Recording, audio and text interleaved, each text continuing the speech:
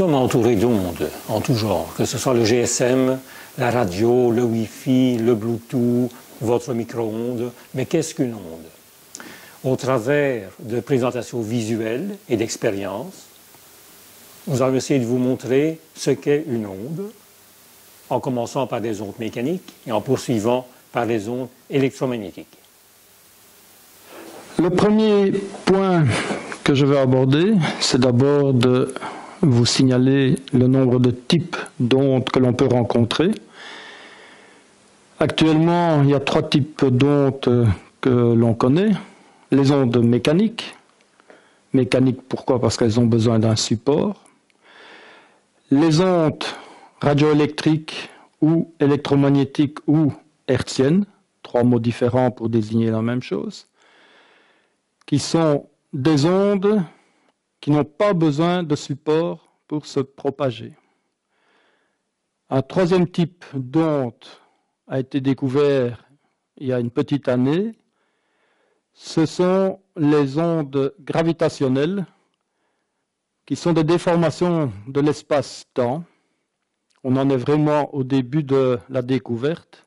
Ce type d'onde, on n'en parlera pas dans le cadre de ces textes et de ces petites présentations. Pour commencer, une onde est produite par un choc, une perturbation. Pour les ondes mécaniques, la perturbation peut être un bout de bois sur la table. Le choc sur la table produit une vibration. Cette vibration se transmet à l'air et l'air transmet la vibration à notre oreille. Donc, nous avons ici une première démonstration d'un type d'onde.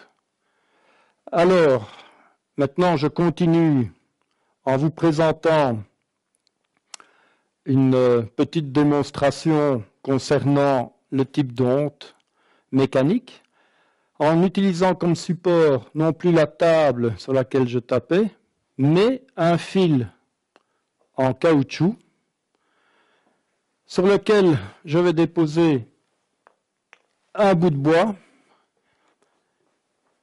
et à l'extrémité opposée, je vais lui appliquer une impulsion. Je tends le fil, je donne une impulsion, voilà, un peu plus forte, la deuxième. Qu'est-ce que l'on constate? C'est que l'impulsion que j'ai donnée à une extrémité s'est propagée dans le fil.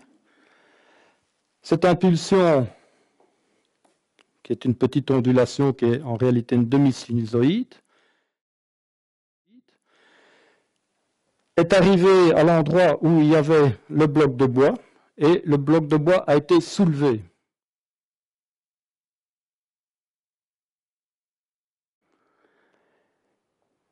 Cette petite expérience, vous allez me dire, mais à quoi ça sert? Mais tout simplement à vous montrer que lorsqu'il y a une onde, une perturbation donc, qui a provoqué une onde dans le fil, elle se propage, cette perturbation, cette onde, dans le fil, et arrivé à un endroit, le bout de bois s'est soulevé. Donc ça veut dire qu'il y a de l'énergie qui a été transmise, énergie qui a été donnée au départ par la petite impulsion.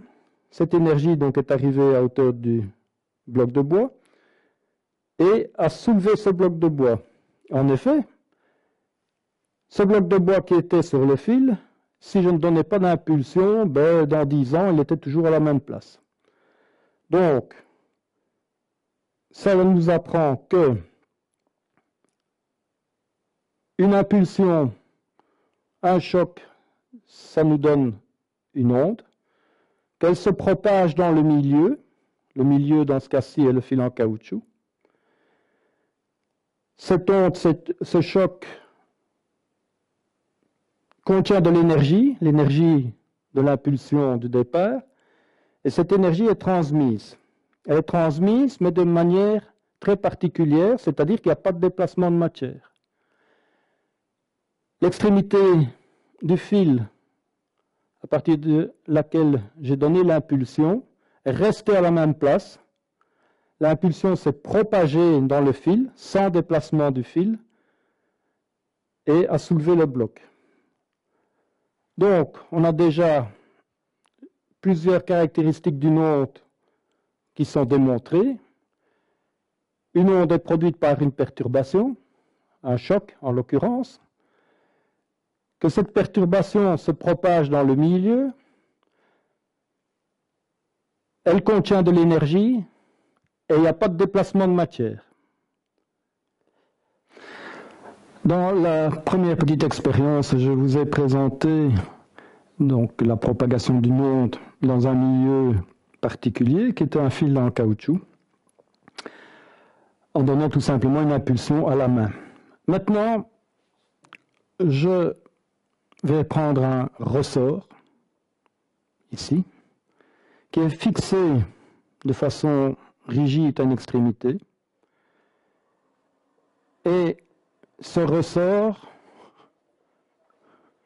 va être alimenté par un générateur mécanique d'impulsion, impulsion régulière donc, générateur composé d'un moteur et d'un système Biel-Vilebrequin pour transformer le mouvement rotatif en mouvement alternatif. Donc, mon milieu qui était en caoutchouc auparavant est remplacé par ce ressort et ma main qui servait de générateur avec le fil en caoutchouc est remplacée par un générateur mécanique. Ce générateur, donc composé du moteur Biel-Vilebrequin, est alimenté par une tension variable qui peut aller jusqu'à une douzaine de volts, ce qui me permet de faire tourner le moteur et donc le générateur à vitesse ou fréquence variable. Donc maintenant, je vais mettre en route mon générateur mécanique. Je mets donc une tension relativement faible au moteur. Donc les impulsions ne sont pas trop nombreuses. Et nous voyons donc que les impulsions qui sont produites par le générateur se propagent dans le ressort. L'onde qui a été produite arrive à l'extrémité ici. Comme le point est fixe, que l'onde transporte de l'énergie et qu'il y a un grand principe qui dit que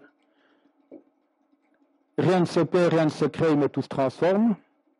L'énergie qui arrive à l'extrémité ici ne sait faire qu'une chose, c'est de repartir dans l'autre sens pour le ressort. On a l'impression que ce ressort se balance, se dandine un peu de façon quelconque, aléatoire. C'est tout simplement dû au fait que les impulsions directes produites par le générateur d'onde mécanique, donc l'impulsion directe qui se transmet dans ce sens-là, rencontrent les impulsions qui reviennent, puisque quand elles arrivent là au bout, elles ne savent faire qu'une chose, c'est de revenir. Ces impulsions donc se rencontrent et à certains endroits, elles s'additionnent, donc c'est pour ça que vous avez l'impression que le fil bouge, et à d'autres endroits, vous avez l'impression que le fil bouge beaucoup moins.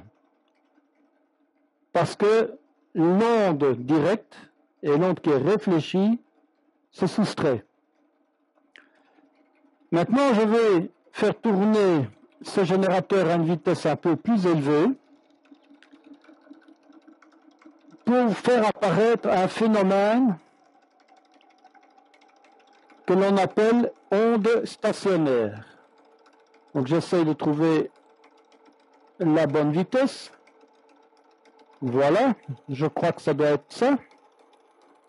Qu'est-ce qu'on constate maintenant? C'est que nous avons des endroits où l'onde directe et l'onde qui est réfléchie s'additionnent et donnent de grandes amplitudes,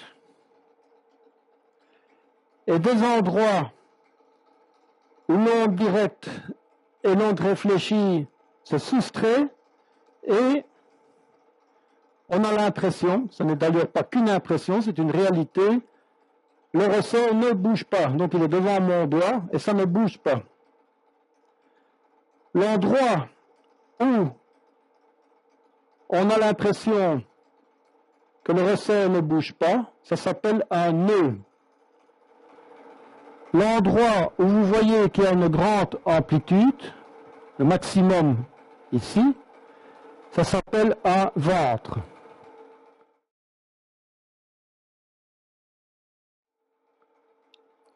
Ce phénomène où on a l'impression, et c'est même plus qu'une impression, que l'onde ne bouge pas,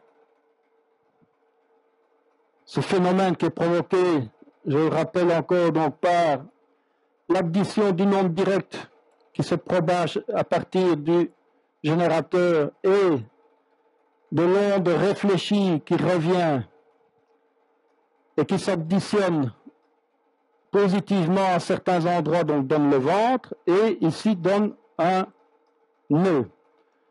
Ce phénomène s'appelle onde stationnaire. Donc nous progressons ici dans la connaissance des ondes. Il y a une onde générée par le générateur mécanique, générateur qui tourne en continu. C'est ce qu'on appelle une onde entretenue par rapport à l'onde amortie que je donnais dans le câble en caoutchouc. Donc je donnais une impulsion, cette onde se propageait et s'amortissait dans le temps. Ici, le générateur produit une onde continue et donc une onde entretenue. Et nous voyons que ce phénomène peut perdurer dans le temps de manière indéfinie. Donc nous avons onde stationnaire créée par une onde directe et une onde réfléchie, le ventre et le nœud. Le phénomène que je voudrais vous montrer, donc on a parlé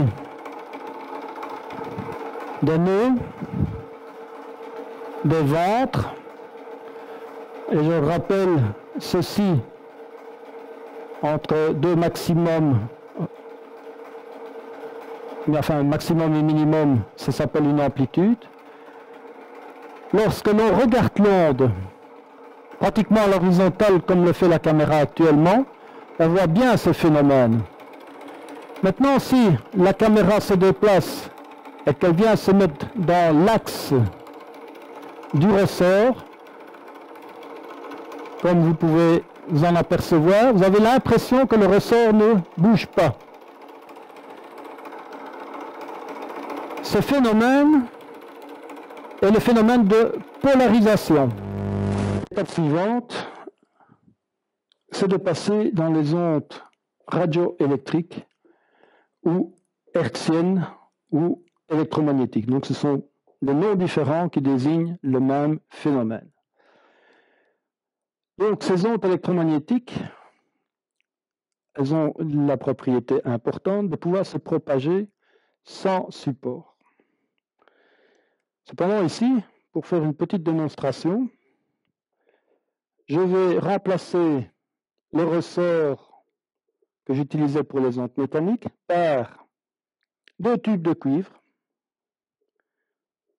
qui sont alimentés à une extrémité par un générateur d'ondes électromagnétiques, c'est tout simplement un émetteur dans la bande de 2 mètres, bande radioamateur, donc licence obligatoire pour l'utilisation. Émetteur qui est alimenté en 12 volts avec la même alimentation que tout à l'heure, mais à une tension fixe. Ce petit émetteur me sort une puissance de l'ordre de 10 watts. J'injecte donc cette énergie, ces ondes électromagnétiques dans les deux tubes, qui vont se propager donc dans les tubes à une vitesse importante, qui est la vitesse de la lumière.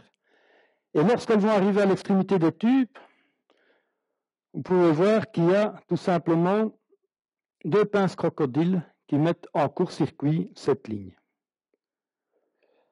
Ce qui veut dire que l'énergie transportée par les ondes qui arrive à cette extrémité ne sait faire qu'une chose, c'est, comme avec le ressort qui était fixe, c'est de repartir dans l'autre sens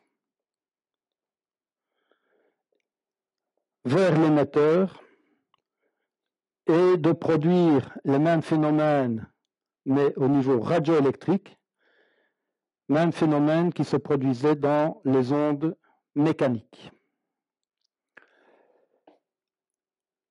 J'ai en main la télécommande par fil qui me permet d'enclencher l'émetteur.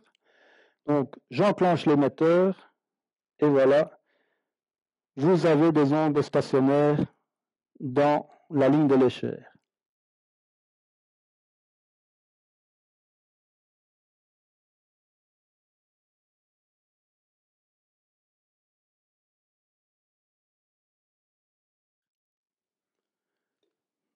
Je suppose que tout le monde a vu ces ondes stationnaires. Mais il y en a beaucoup qui vont se dire, qu'est-ce qu'il nous raconte celui-là? On n'a rien vu du tout. Et en effet, donc je vais passer par un petit artifice pour visualiser ce phénomène d'ondes stationnaires. C'est pas compliqué. Et je vais tout simplement utiliser un tube que l'on appelle un tube TL, qui est courant pour l'éclairage d'ambiance. Ce tube a une particularité, c'est que s'il y a un champ électrique, radioélectrique, autour de ce tube, qui fait à peu près 90 volts, ce tube va s'allumer, sans être raccordé au secteur. Faisons l'expérience. J'enclenche l'émetteur, je prends le tube, je le place sur la ligne et il s'allume. Et il s'allume sans être raccordé à ses extrémités à une alimentation quelconque.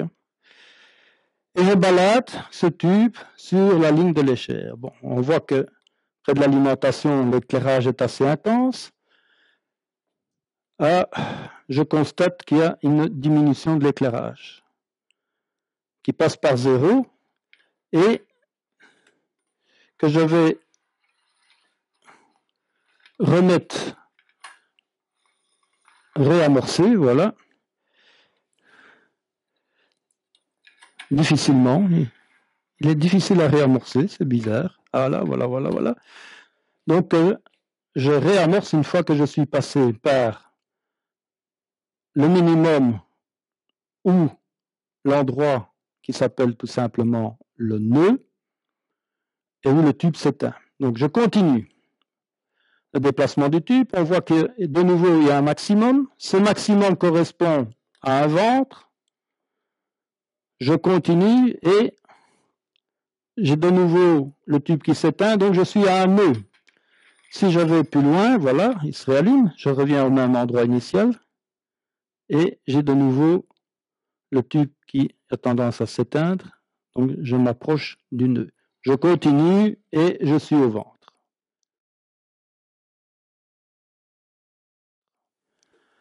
Donc vous avez bien une succession de ventres et de nœuds sur cette ligne de l'échelle, phénomène qui est mis en évidence par le tube TL qui s'allume.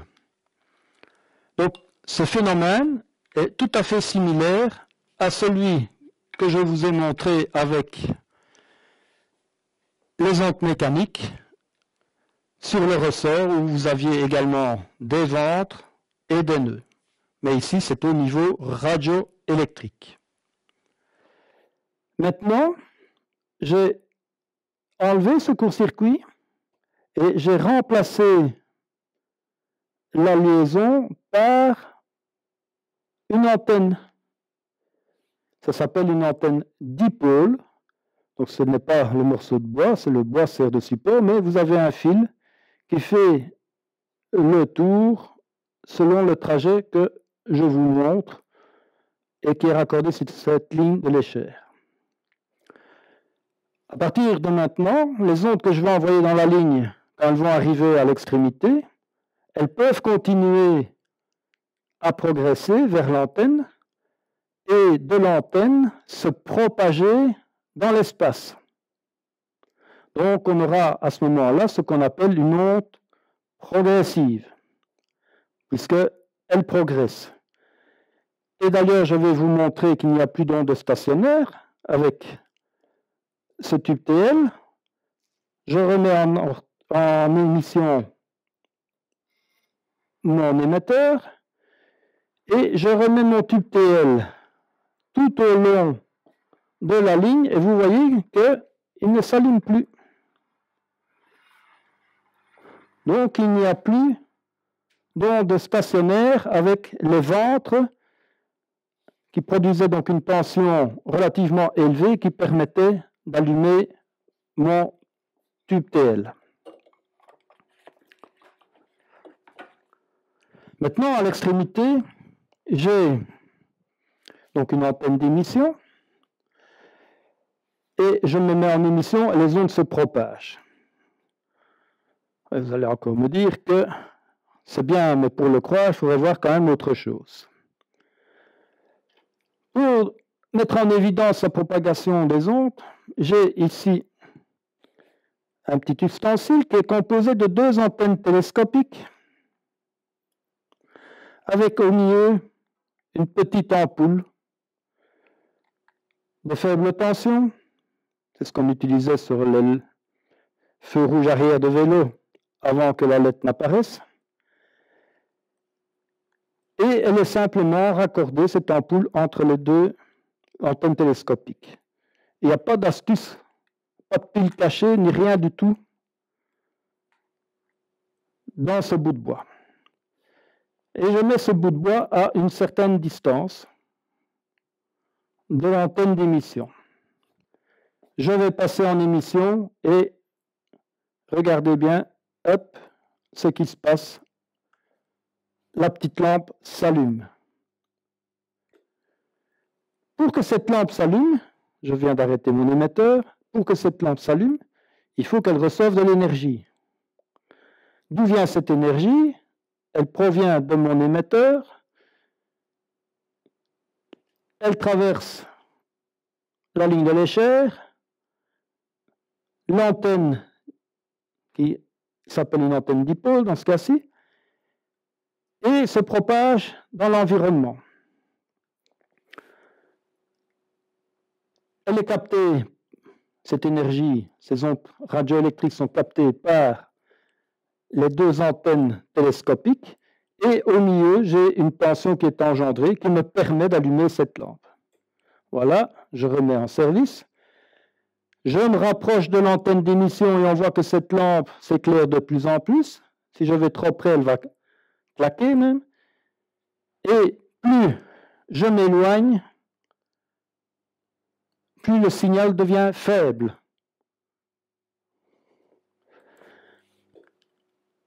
Donc, j'ai bien l'énergie qui est transmise par l'antenne d'émission vers l'antenne de réception, qui est reçue. Maintenant, mon antenne est restée à l'horizontale.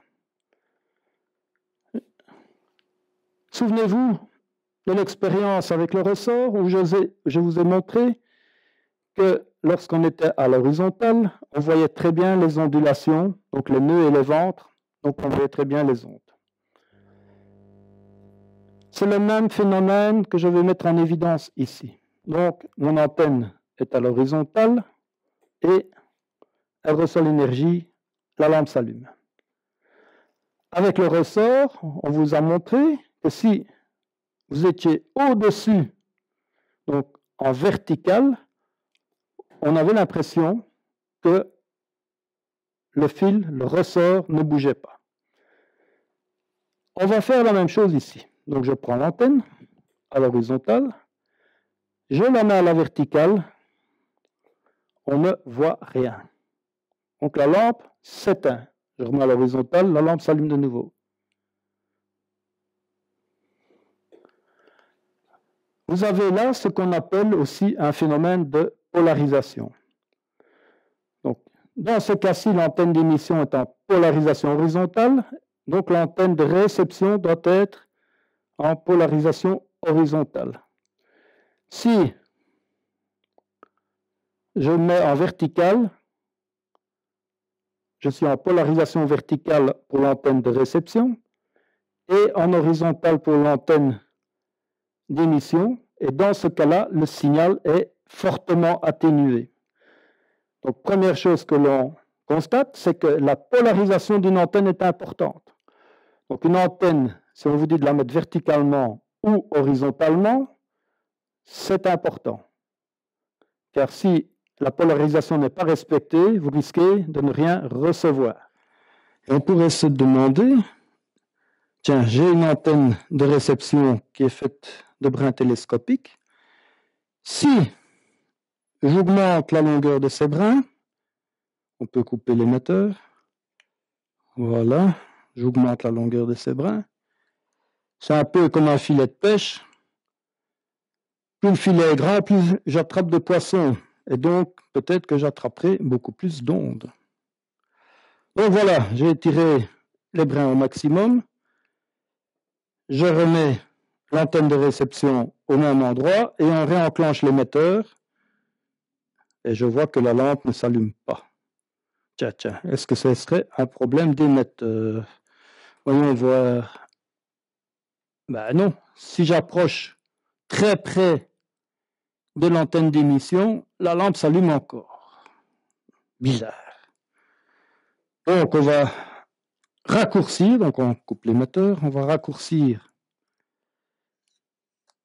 maintenant l'antenne en se disant peut-être que là, je vais récolter plus d'ondes, plus d'énergie et donc que la lampe va s'éclairer plus fort. Donc je remets à la même place l'antenne, on repasse en émission. Ça ne marche pas. Qu'est-ce qui se passe? Est-ce que l'émetteur fonctionne quand même? Oh, mais ouais, il fonctionne, mais ça a l'air de ne pas aller convenablement. Qu'est-ce qui se passe? Bon, remettons les brins à la bonne longueur avec l'émetteur qui est coupé. Voilà. On va essayer de mettre ça le plus précisément possible, voilà. Je remets l'antenne de réception toujours à la même position. On passe en émission. Là, ça fonctionne bien. Et si je me rapproche, ça va encore fonctionner mieux, évidemment. Qu'est-ce que ça nous apprend? Tout simplement qu'une antenne de réception, pour récolter le maximum d'énergie, doit avoir une bonne dimension. Dimension qui est fonction de la fréquence de l'émetteur.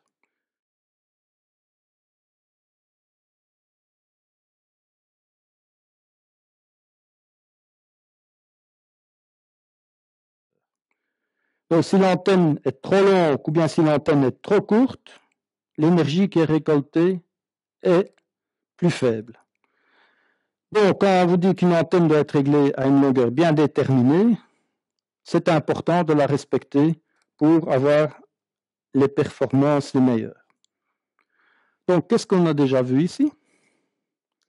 Un petit résumé de la première partie, c'est que on met en évidence dans la ligne de Lécher des ondes stationnaires avec des nœuds et des ventres.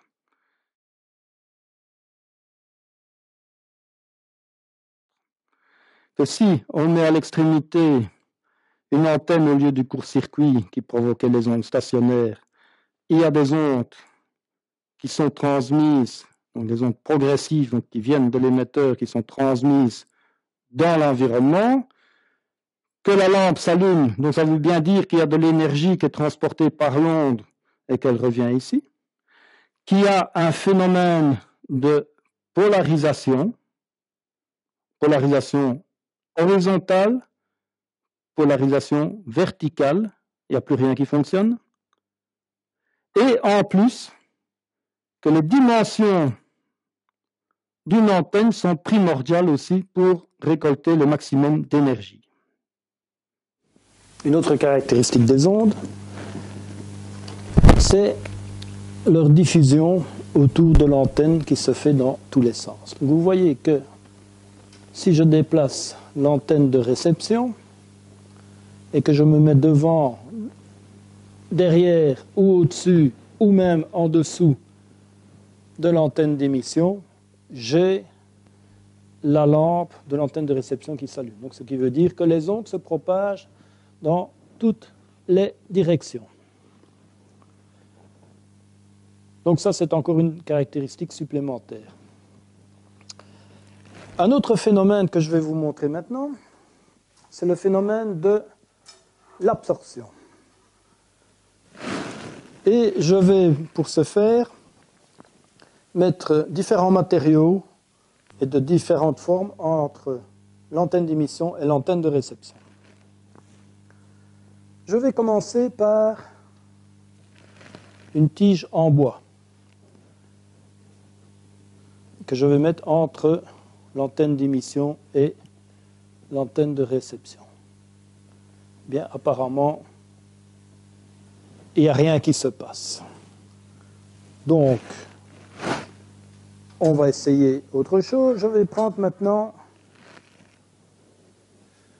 un tube en cuivre que je vais mettre entre l'antenne de réception et l'antenne d'émission. Et qu'est-ce qui se passe? On voit qu'il y a une absorption du signal. Donc, quand je soulève la tige, on voit bien que la lampe va plus fort que quand je la mets entre les deux. Qu'est-ce qui se passe? Eh bien, c'est que les ondes qui sont émises directement par l'antenne se retrouvent freinées et même déviées par la tige en cuivre. Et donc, moins d'ondes arrivent sur l'antenne de réception. Maintenant, je reprends une tige, encore, mais qui est en matière synthétique, donc un isolant. On va voir ce qui se passe. Mais ça n'a aucune influence. Maintenant, je vais prendre une plaque métallique. Eh bien, peut-être la plaque en bois. D'abord, commencer par la plaque en bois. Et je mets la plaque en bois entre l'antenne d'émission et l'antenne de réception.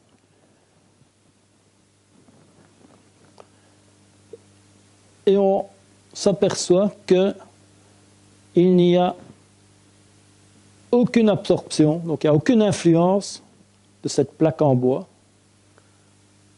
qui est du matériau MDF de 3 mm. Donc les ondes passent à travers le matériau et il n'y a aucune perturbation. Maintenant, je vais passer à la plaque en cuivre et on va la mettre entre antenne d'émission et de réception et on va voir ce qui se passe. Et là, on voit qu'il y a vraiment une absorption quasiment totale. La lampe s'éteint vraiment très fort. Donc, je répète plusieurs fois le phénomène pour que on aperçoive bien ce qui se passe. Donc, entre antenne d'émission, je mets la plaque et on voit carrément une absorption. On va maintenant utiliser un autre matériau, récupération d'une cage à lapin, d'un treillis métallique avec des mailles d'environ 10 mm. Ces mailles sont isolées avec une matière synthétique, donc un isolant. Et je vais mettre ce treillis entre l'antenne de réception et d'émission et on va voir ce qui se passe. Eh bien là, on voit qu'il y a une absorption complète. Je recommence. Donc que la lampe s'éteint complètement. Donc il y a vraiment une bonne absorption. Alors vous allez me dire, oui, mais pourquoi est-ce que les ondes ne passent pas à travers les mailles? Tout simplement, c'est que en fonction de la longueur d'onde, les dimensions de mailles sont telles qu'on peut avoir une absorption ou pas. Dans ce cas-ci, la dimension des mailles est tellement petite par rapport à la longueur d'onde que les ondes ne savent pas passer à travers. Alors, quelle est l'application pratique que l'on peut avoir de ce phénomène? Eh bien, cette application pratique, vous la rencontrez couramment dans votre cuisine et quand vous allez voir ce morceau d'appareil électroménager, vous allez reconnaître directement un morceau qui est la porte du four à micro-ondes.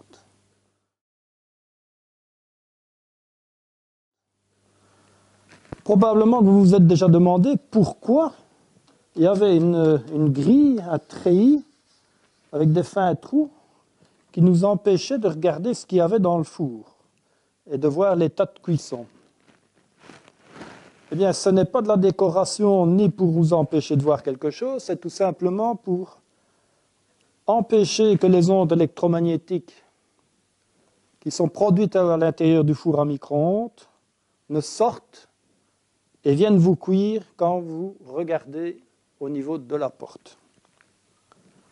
Donc, les ondes électromagnétiques qui sont dans votre four sont arrêtées par cette grille, tout comme les ondes ont été arrêtées ici, donc par le grillage. Alors vous allez me dire, mais pourquoi est-ce que les mailles sont de taille différente? Eh bien, tout simplement parce que les fréquences utilisées dans le four à micro-ondes ne sont pas les mêmes. Les fréquences sont beaucoup plus élevées et donc vous devez avoir des trous de diamètre beaucoup plus petits pour arrêter les ondes du four à micro-ondes.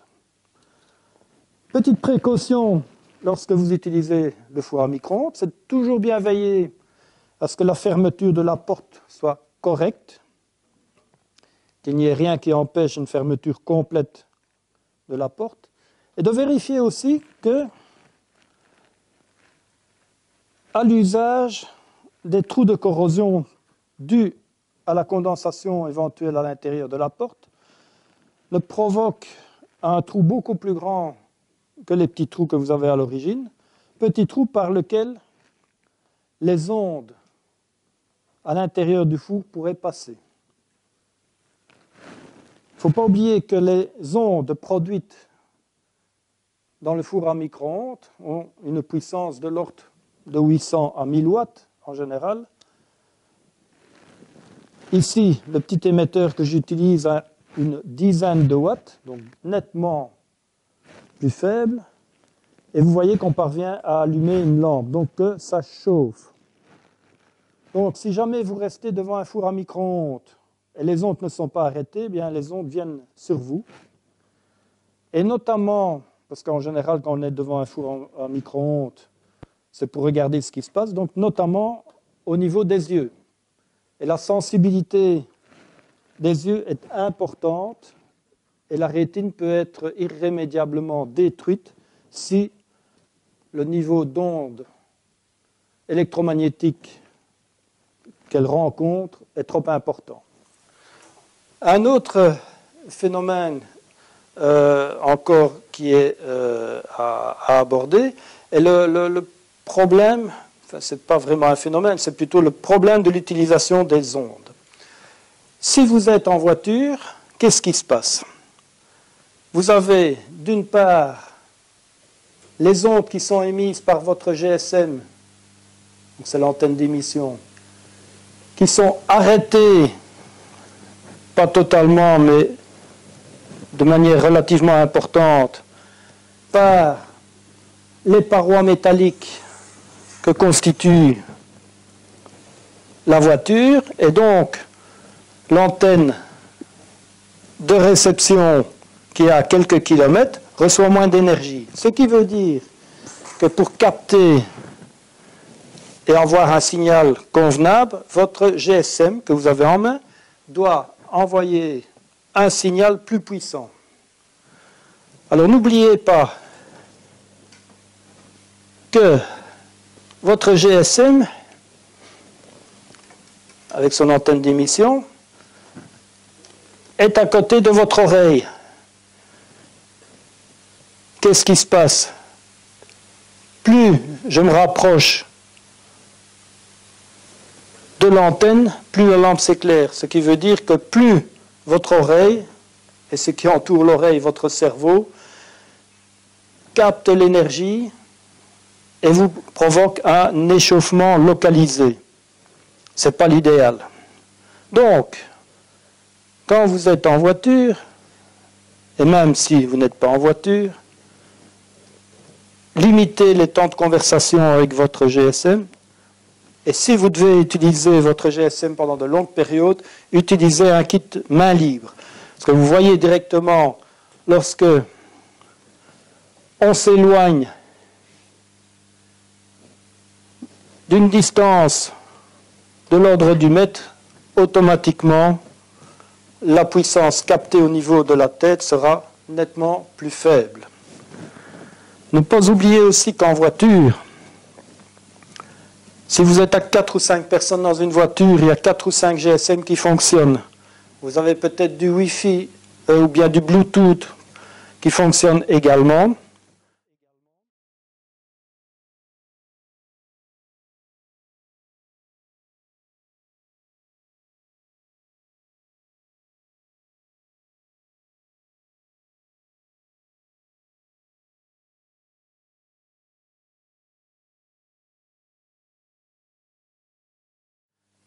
Ce sont des ondes également qui sont émises et que les corps, les occupants, captent. Donc ce n'est pas l'idéal de transformer l'intérieur de votre voiture en mini-four à micro-ondes. N'oublions pas qu'il y a aussi une application des ondes radio au niveau domestique dans les maisons. Nous rencontrons cette application pour les liaisons avec les PC portables. Cette liaison s'appelle du Wi-Fi.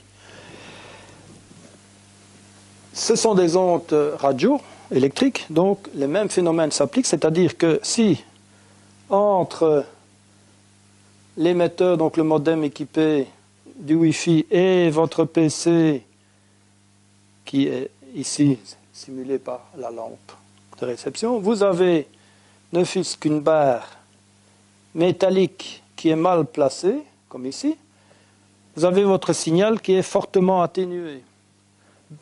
Donc si vous avez par exemple des murs en béton dans lesquels il y a pas mal de barres, aussi bien horizontales que verticales, il est évident que votre signal Wi-Fi que vous recevez de l'autre côté est fortement atténué et que vous risquez d'avoir des perturbations et des coupures intempestives.